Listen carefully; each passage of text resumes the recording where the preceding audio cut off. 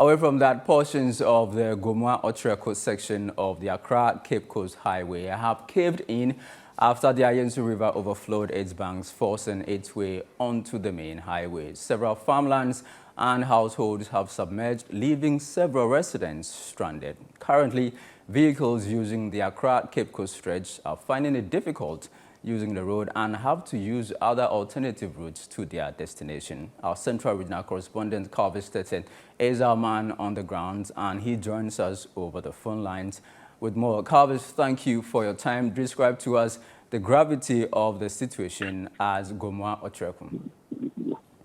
Well, it's not a pleasant situation here at the Gomoa-Accra-Cape section of the highway.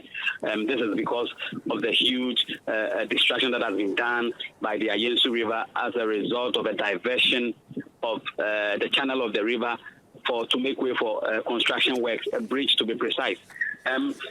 Late yesterday, we had indication that there was this challenge on the stretch, and officials from the National Disaster Management Organization came on the stretch as of late yesterday trying to help the situation.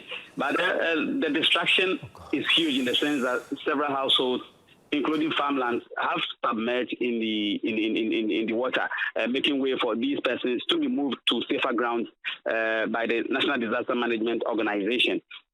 This morning, there's been huge traffic on the Kaswa to Cape Coast stretch of the highway, the Accra-Cape section to be precise, because vehicles are finding it difficult to move from the Accra-Cape section to cross to the other end towards Winneba and then Cape Coast.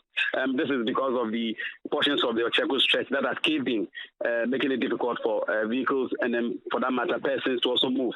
The contractors themselves have also found themselves wanting, in the sense that some of their machines have also submerged in the destruction.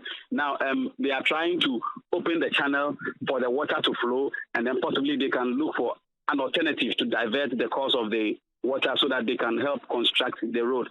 We spoke to them earlier this morning, and they made mention that, they are working towards opening the channel to allow for free flow, because from what we understand, the water is not stopping anytime soon, because, for about 3 days it has rained. And this Ayensu River takes its source from Etiwa in the eastern region. And, it has rained heavily in that portion of the region. So this water finds its way through to the Ayensu River here in the central region and then to elsewhere. So it is time the contractors actually found solution to this. Possibly that portion of the Accra-Cape section will be blocked, and then they work on the diversion of the roads to allow for vehicles to move within the next few days.